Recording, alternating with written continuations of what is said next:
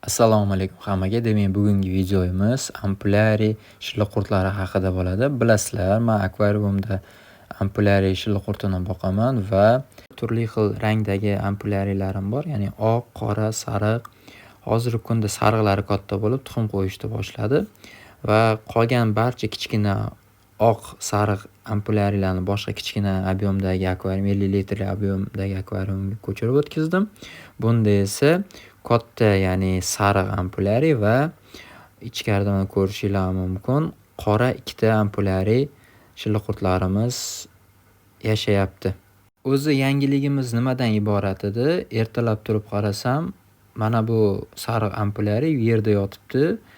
Chiqib ketgan baklashkasidan taraqlab va qiziqdim nimaga unaqa bo'ldi va e'tibor berib qarasam, mana hozir ko'rdim, ikra qo'yibdi. Qayerga qo'yganini ko'rishingiz mumkin. Mana shu sariq ampulyariyimiz oldin ham qo'ydi. Endi bu safar ham mana shu yerga devoriga, ya'ni baklashkaga qo'yadi deb o'ylagandim, lekin o'sha devoriga qo'yib tashlabdi. Reja bo'yicha baklashkani mana shu qismiga qo'yish kerak edi. Sababi ko'ryapsiz, suvni ancha kamaytirib qo'yganman, lekin qattandir chiqib olib, o'sha devoriga, ya'ni podstavkani devoriga mana shu yerga qo'yib tashlabdi. Mayli, endi buni sekin sug'urib olishimiz kerak. Uning uchun bizga o'tkir, tig'li qanaqadir instrument kerak bo'ladi.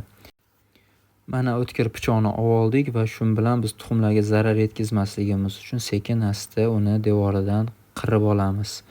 Nimaga qo'lda qirilmaydi? Sababi o'sha qo'lda ezib qo'yishimiz mumkin. Ikralar juda ham nozik bo'ladi, tuxumlar nozik bo'ladi, shuning uchun o'tkir tig'li narsa обязательно kerak.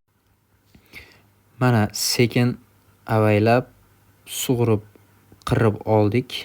Buni endi alohida bir inkubatsiyaga qo'yishimiz kerak. Ko'rishingiz mumkin, svejiy oppoq tuxumchalar. Buni ko'chirib o'tkazamiz endi. Mana ko'rishingiz mumkin, maxsus tuxumlar uchun po'kaydan va yog'och ishlatib narsa yasadim. Sababi mana ushlaydigan joyida bor, bemalol ushasa bo'ladi. Undan tashqari mana bu tuxumlarini ikki tomoniga qo'ysak, suvda cho'kib ketmaydigan darajada bemalol ushlab tursa bo'ladi. Inkubatsiya dedim. Inkubatsiya aynan mana shu kichkina bankachada bo'ladi. Unga biz mana shu tuxumlarni solib qo'yib, qopqog'ini yopib qo'yib, bir necha kun davomida ushlab turamiz. Mana sekin solamiz. Cho'kmaydigan darajada bo'lishi kerak, cho'kib ketmasligi kerak. Shuning uchun aynan po'kayni ishlatamiz.